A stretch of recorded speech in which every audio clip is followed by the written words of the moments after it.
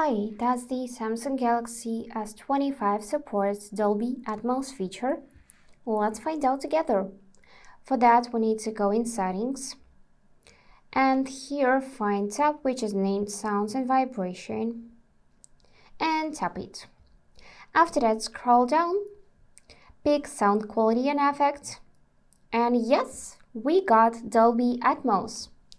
So right now you can enable it by tapping on the switcher, so you'd see the status on and the switcher would be blue. After that, you can change its mode and preset. So we got auto, movie, music and voice. And if you are planning to watch movie, for example, then you can manually pick this option.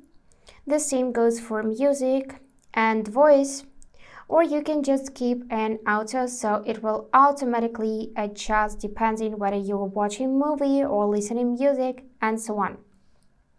After that, you can go in equalizer and also set an equalizer. For example, if you want to increase bass, so you'd like to hear more heavy bass in songs or in videos, just tap bass boost.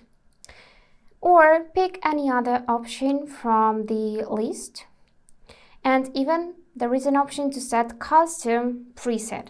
For that, pick custom and drag the sliders up or down to create unique equalizer preset.